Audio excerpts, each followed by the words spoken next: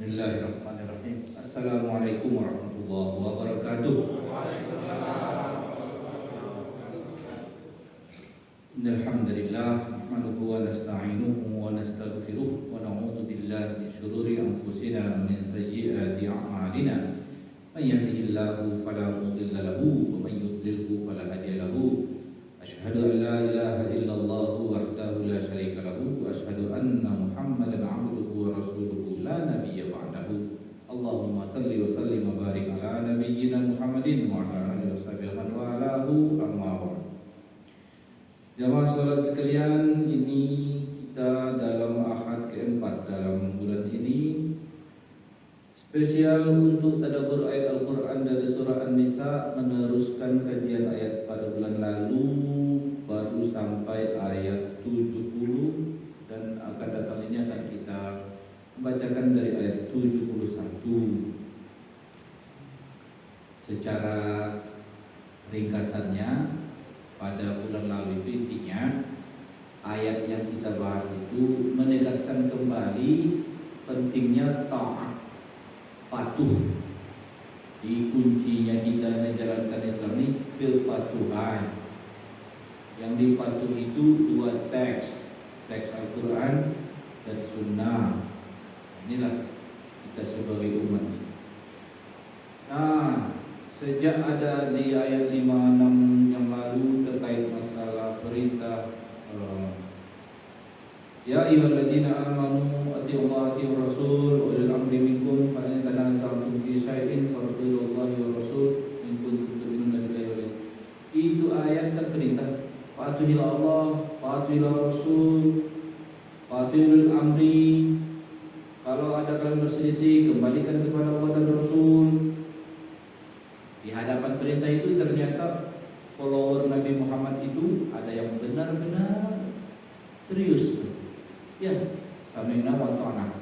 Tapi ada juga di tengah-tengah follower Nabi Muhammad itu yang memang aslinya dia enggak serius beriman. Enggak serius. Jadi dia kalau cocok di kepentingan dia patuh dia.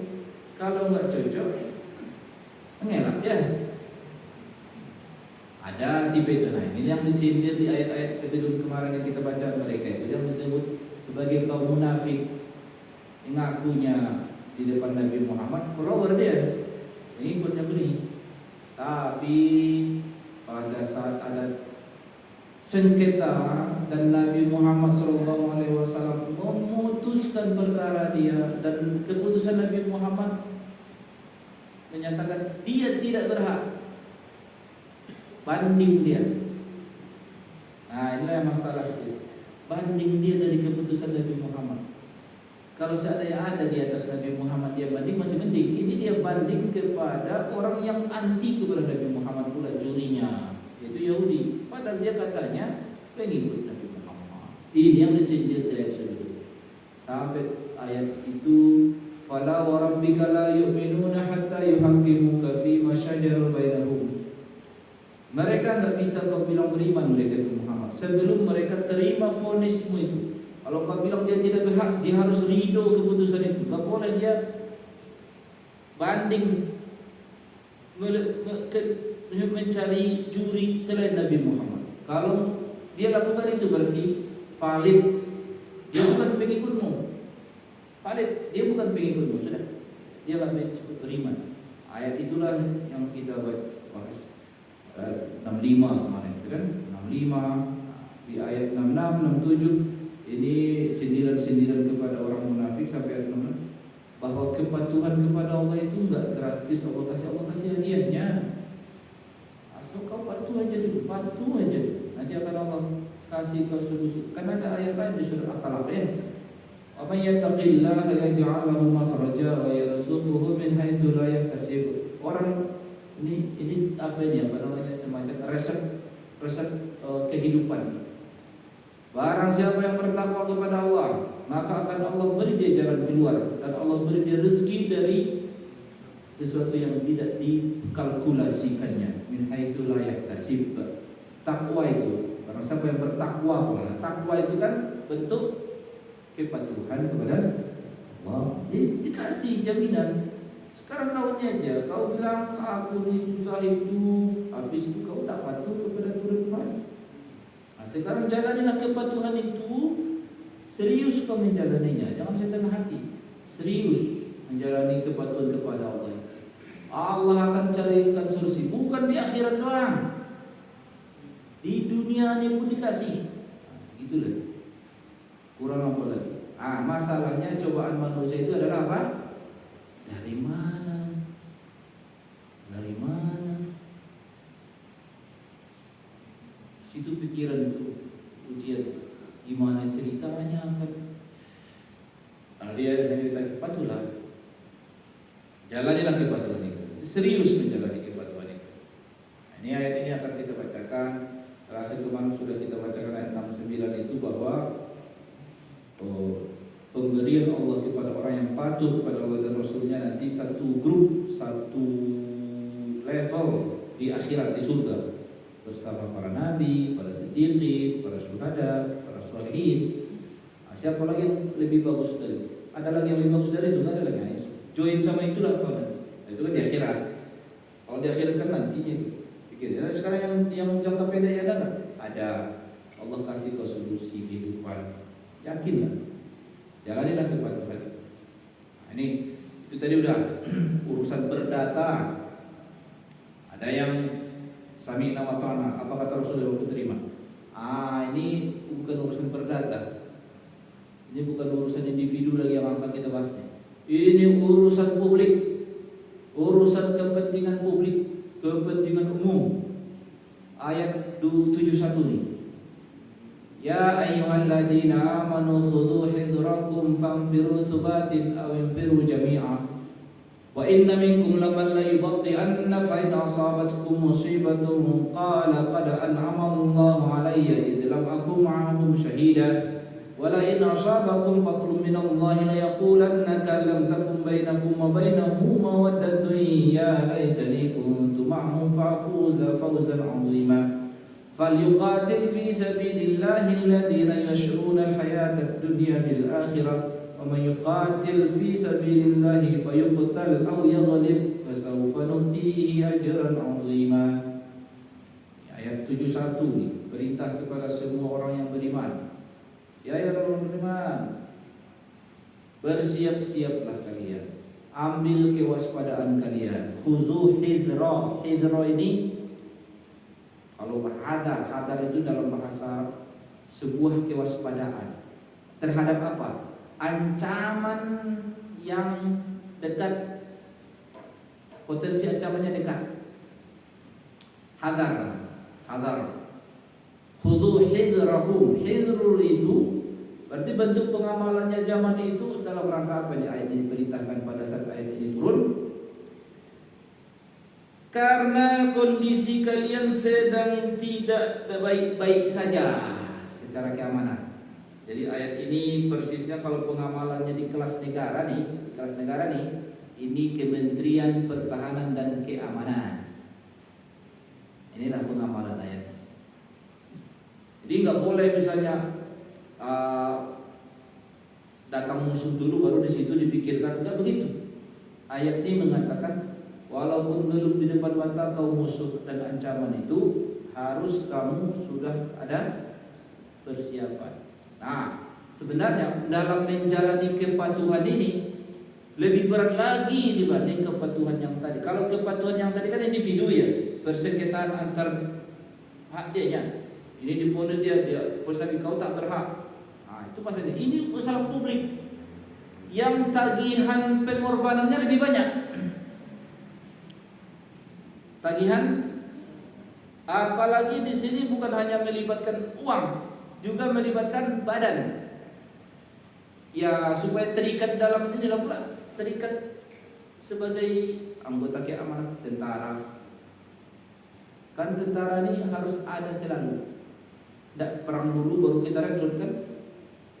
Enggak, masalahnya kalau dia sejak dia mendaftar, sejak lulus pendidikan sampai dia pensiun tidak ada perang.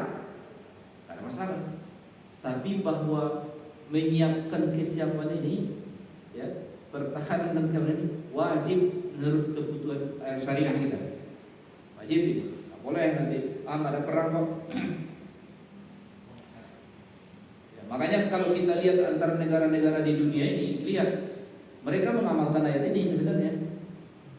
Semakin terancam negara itu, semakin besar anggaran pertahanannya. Itu. Indonesia berapa persen anggaran pertahanan dari APBD? APBN?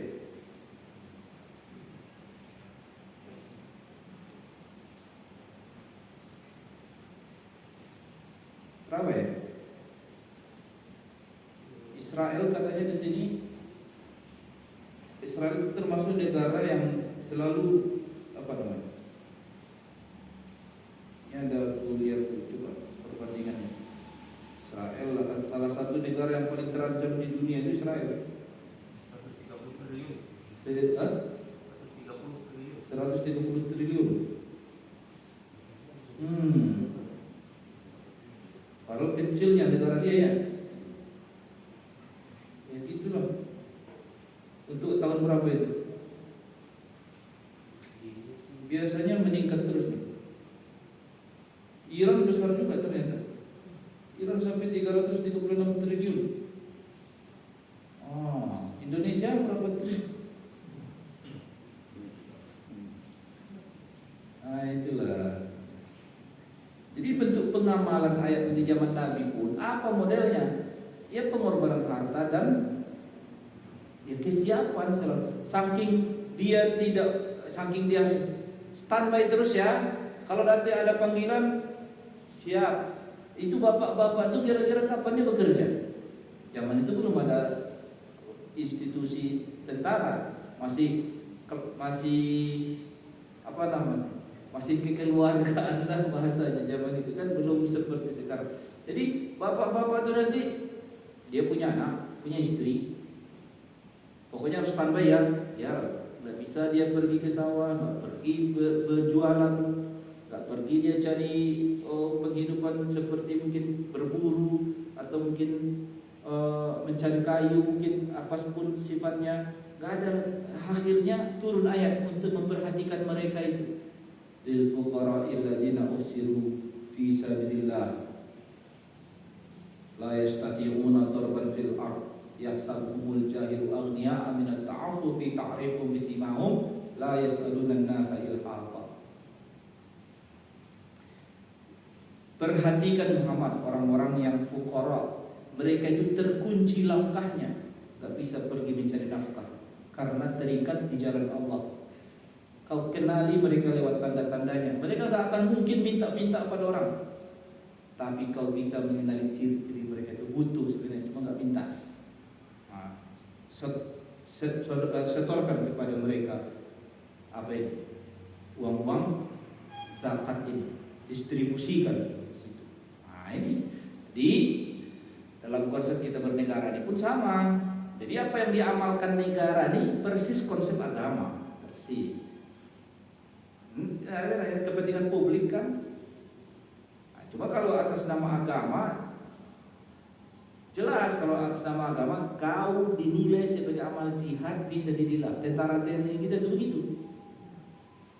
Walaupun gak ada perang, kerja mereka hanya sejak lulus di barak, di asrama, latihan, sampai pensiun gak ada perang.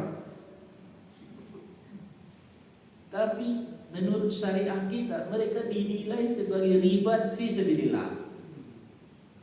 Ribat fi sabilillah.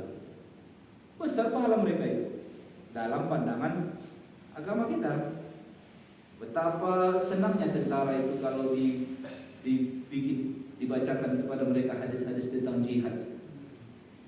Karena itu dibahas dalam bab jihad kan. Betapa besar penghargaan agama ini kepada orang-orang yang terikat hidup dia hanya untuk pertahanan dan karena perang tak bisa diduga itu. Dan anggaran untuk itu bukan hanya zaman sekarang, dari dulu anggaran perang itu besar. Dari dulu, dari zaman Nabi juga enggak. Misalnya apa anggaran perang, logistik peperangan di zaman Nabi? Kendaraan.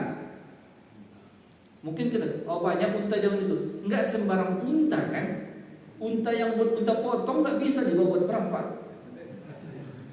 Unta yang terlatih jalan jauh juga enggaklah asal unta. Kalau dia diternak untuk unta potong, ya nggak bisa dibawa, lemas dia nanti.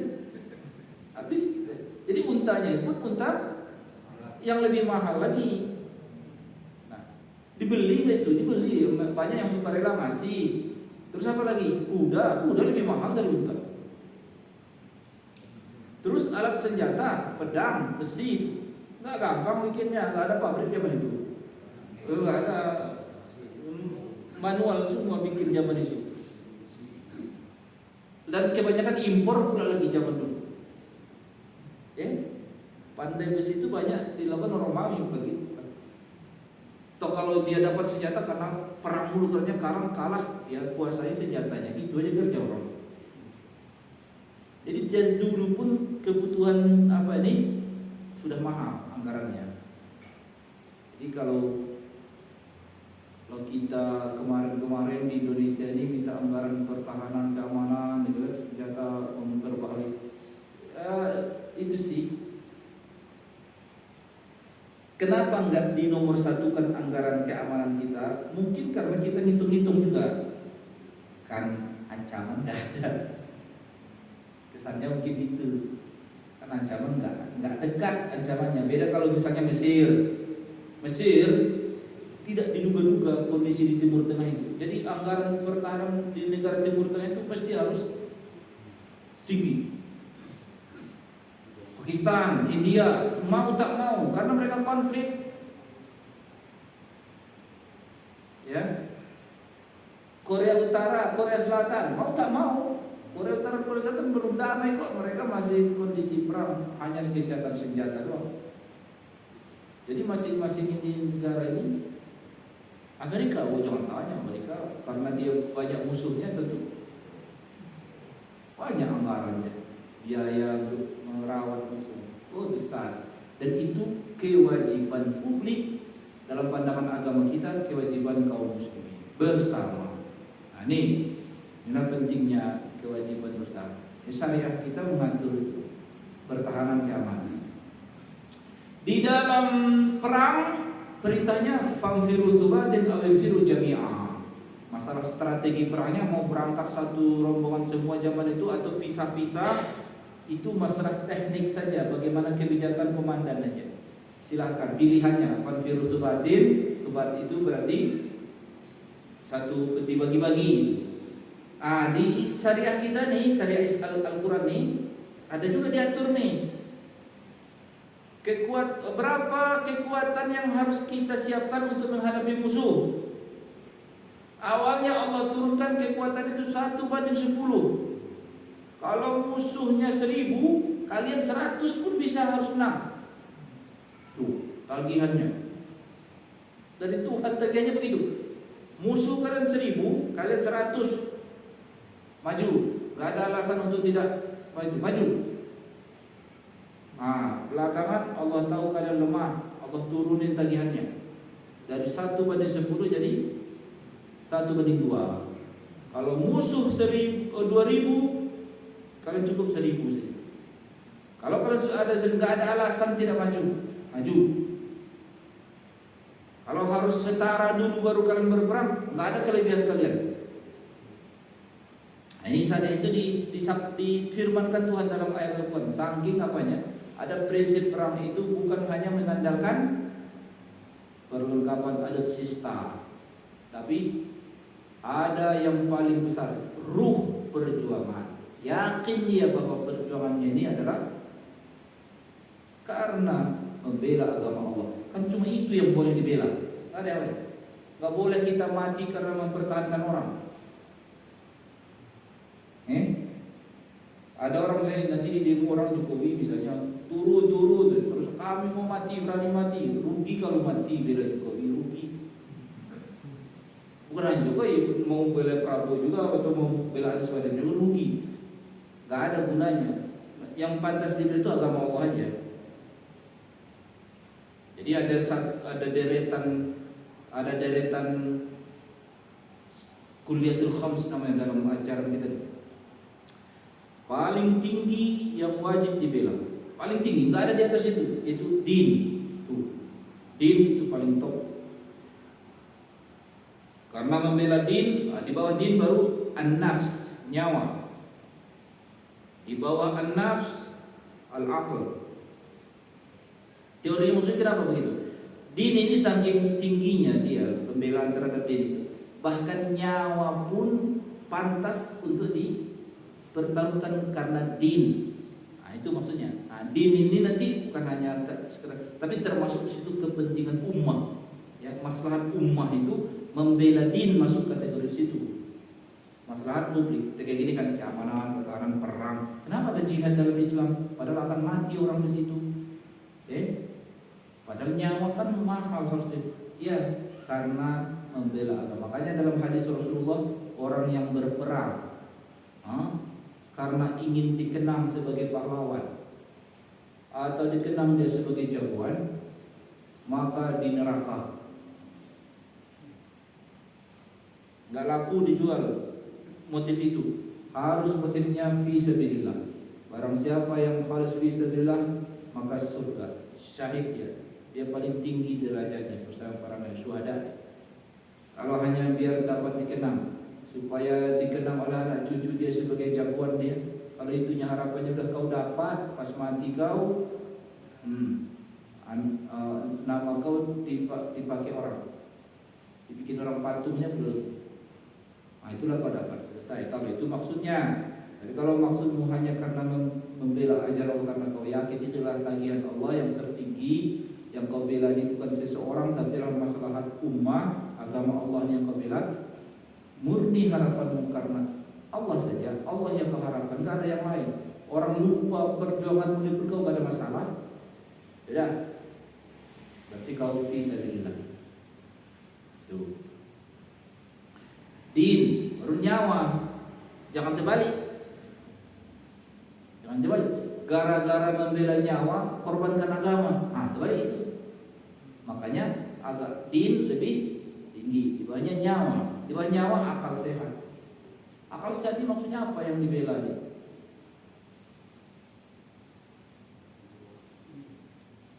Akal sehat, kewarasan kita ini harus dilindungi. Kewarasan kita ini harus dilindungi. Tapi setinggi-tingginya nilai kewarasan harus dilindungi, tidak mengalahkan nyawa. Tidak mengalahkan nyawa, tetap lebih tinggi dari kewarasan. Contoh na'udzubillah, misalnya ya, ada seorang terlahir cacat mental, nggak ada yang bisa diandalkan, akal sehatnya nggak bisa diandalkan, beban buat orang tua, hanya hidup batang badan doang sebenarnya, hanya bertahan hidup, tidak ada bisa. Dari bayi terus sampai dewasa. Ini orang seperti kalau kita pikir apa gunanya nih orang, enggak kita suntik mati aja bukan? Enggak, nyawa tetap mahal, tak boleh. Ya, tak boleh. Orang kenapa dia masih hidup kok? Tak boleh. Makanya seperti misalnya Pak Jadi nggak boleh digugurkan, tak boleh karena nyawa itu perlindungan syariah kita. Orang gila, apa yang menyandarkan dari kita orang gila lagi? Dilindungi nyawanya udah nyawa, perlindungan nyawanya, pokoknya bertahankan dia hidup. Kasih pemeliharanya, perlu rumah sakit jiwa ya rumah sakit jiwa. Gak ada yang bisa diandalkan, akalnya gak bisa diharapkan lagi. Tapi tetap harus dilindungi, nyawa itu wajib dilindungi. Jadi di bawah nyawa baru akal. Akal sehatnya wajib kita lindungi, gak boleh dibikin teler. Gak boleh. Jadi pelanggaran pidana lah kalau orang bikin sengaja teler, boleh dirusak akal. Dan karena menjunjung tinggi akal inilah maka wajib menuntut ilmu. Karena orang bodoh nggak diterima alasannya. Maksudnya orang bodoh nanti di pengadilan Tuhan kita ini kan akan jadi terdakwa. Di pemeriksaan pengadilan itu ditanya, kenapa kau tak lakukan perintah? Terus dia bilang, aku nggak tahu, nggak diterima alasan itu. Kenapa nggak diterima? Karena talabul ilmi wajibun. Itu wajib. Cari tahu itu wajib. Jadi ada aku nggak tahu Tuhan, oh masalah, nggak bisa selamat dari situ. Allah sudah menurunkan utusannya li alla yakuna linnasi 'alaikum hujjatun ba'da rusul. Allah kirim pada utusan ini supaya tertutup alasan kalian mengatakan aku nggak tahu. Jadi wajib untuk ilmu itu. Jadi jangan ada yang pikir bagus nggak tahu. Kalau nggak tahu kan kita nggak ditanya. Enak kalau kayak gitu. Enak kalau kayak gitu. Masalahnya nggak kayak gitu kenyataannya. Kalau kau bilang nanti nggak tahu, nggak diterima alasannya Pak. Nanti kalau ditanya kenapa kau nggak cerita Bu? Situ masalah kita, kenapa salah lagi? Menuntut ilmu lah. Kenalilah ajaran Allah ini. Apa pusaka yang ditinggalkan Nabi Muhammad? Kenalilah. Itulah akal. Habis itu din, an-nafs, al-aqlu, an-naslu, keturunan. Berketurunan itu bagian dari sesuatu yang dilindungi dalam syariat kita. Boleh kita korbankan itu. Jangan ada kampanye aku nikah tapi yang memilih tidak punya anak. Jadi dikampanyekannya nggak usah punya anak, susah, ekonominya susah, mikirin nanti menghidupi sekolahnya, aku nggak ada penghasilan, nggak usah punya anak. Kayak gitu-gitu pikirannya itu. Ini yang masuk tidak membela kepentingan ini an-nasl. Karena kepentingan an-nasl ini akhirnya kita menikah. Dan nasl ini harus dijaga catatannya. Harus jelas nasabnya. Enggak boleh tanpa nasab itu patokannya bukan tes DNA. Nasab itu patokannya akad nikah. Bukan tes DNA. Jadi jangan nanti tes DNA ini dimasukkan sebagai faktor penentu nasab. Enggak. Kita nasab ini al-firas. Al-walad al-firas. Bagaimana akadnya? Ada akadnya anak dia. Walaupun nanti setelah sekian puluh tahun dites DNA enggak matching sama bapaknya. Terus gimana? Ya tetap itu nasabnya. Kenapa? Dia lahir dalam akad nikah. Kalau ternyata belakangan ada yang bocor, mak dia dulu selingkuh tuh, itu nggak mengganggu masalah hukum. Tetap nasabnya kan suaminya, walaupun nanti dites dia nggak matching loh ternyata. Tetap akad nikah yang menentukan. Dan makanya dalam syariah kita, fikih kita itu ditentukan gini, minimal usia pernikahan, minimal usia kehamilan dalam pernikahan supaya sah dihubungkan kepada nasab 5 bulan. 5 bulan. Kalau misalnya nikah pas 2 bulan nikah, diperiksa, udah hamil, cepatnya tahu. Setelah 5 bulan menikah, lahir. Kok akselerasi nih? Secara hukum dia sudah masuk dalam angka minimal hukuman ukuran kehamilan dalam pernikahan. Sah dinasabkan ke bapaknya, sudah sah. Walaupun ada bisik-bisik tetangga mengatakan MBA itu nggak mengganggu bisik-bisik itu. Itu hukum syariah fikih kita dijelaskan gitu. Bagaimana menghubungkan nasab itu adalah faktornya bukan DNA tapi akad. Itu kegunaan nasab. Kalau ada kawan ini ada ibu-ibu punya anak SD udah, ya mungkin dia bukan ke medsos.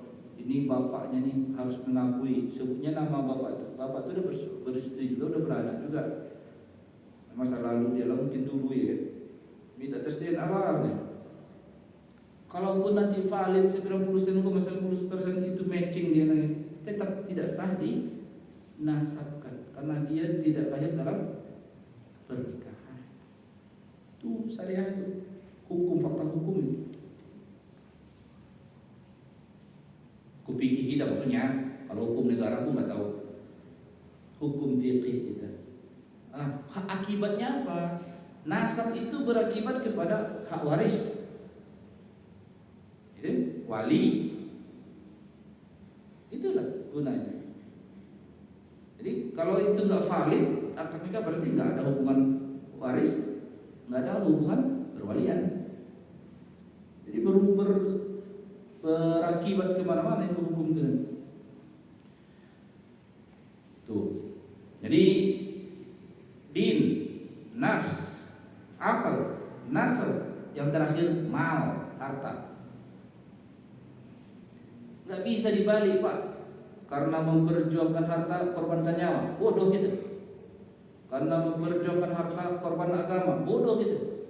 Karena memperjuangkan harta, korban akal, bodoh juga. Terus apa yang pantas dikorbankan demi harta dari yang 5 itu?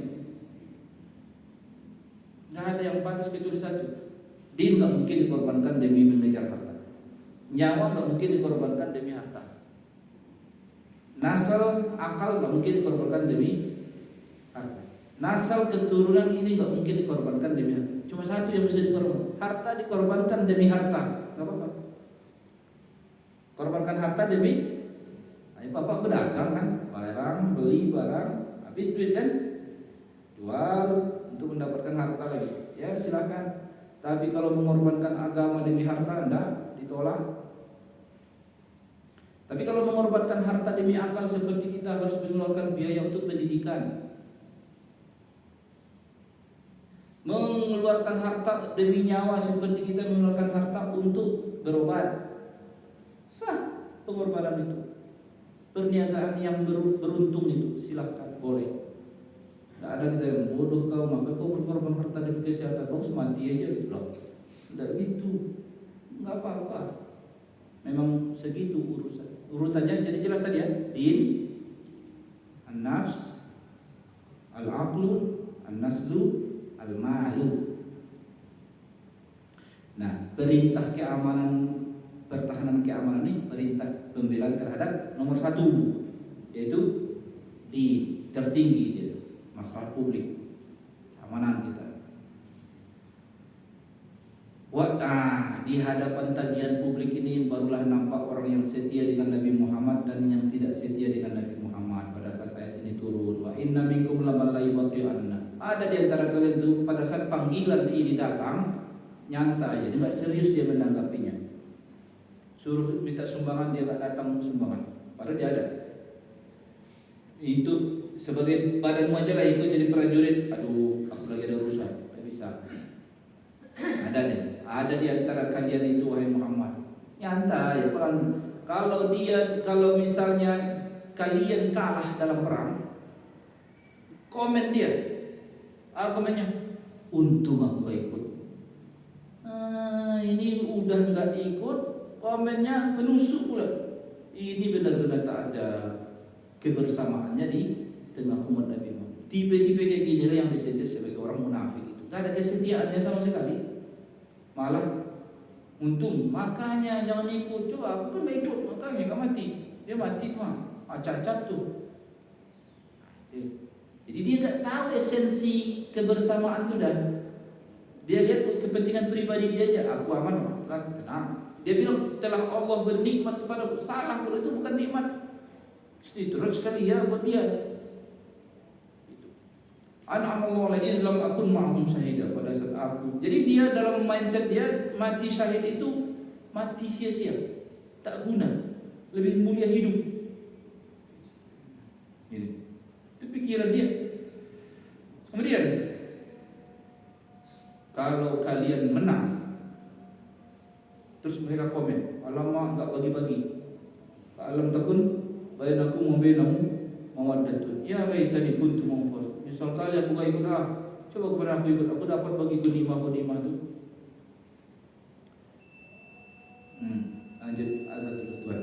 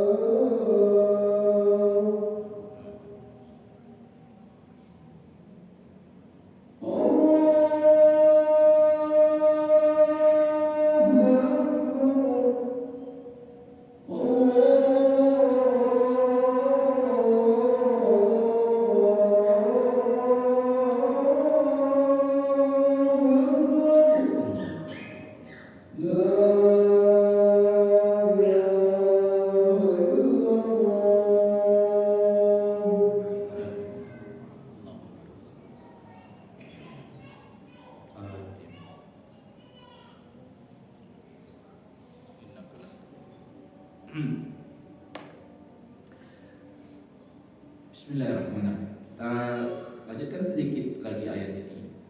Jadi dua sikapnya ini, kalau umat Islam kalah, merugi, komennya gitu, untung aku ikut. Kalau umat Islam menang, terus dia komen, aku pun sebenarnya niat ikut kemarin tuh, pantas ya bagilah dikit. Padahal kalau aku ikut dapat jatah tuh. Yang model-model mental kayak gini nggak usah pun di dalam model perang kayak gini ya, dalam kehidupan bermasyarakat, dalam bergaul gitu kan, nggak ada kebersamaannya, karakter ini nggak sehat. Jadi nggak ada rasa solidaritas dengan orang, nggak ada. Ini karakter nggak sehat. Dalam kepemimpinan anjlok ini nilainya, ratingnya udah jelek. Dalam kepribadian nggak sehat. Dan ini cikal karakter orang semacam ini karena bakal ada sepanjang masa. Jadi si pemimpin harus pandai-pandai melihat anggota dia, mana yang enggak gejala-gejala enggak setia, pinggirkan aja. Kalau dia cuma mau cari enaknya aja, pas giliran enggak enak mengeluh aja katanya, itu enggak usah ikut. Enggak usah ikut. Harus pilih-pilih orang itu. Tipe-tipe orang kayak gini enggak usah, buang aja. Maksudnya enggak usah ikut kan.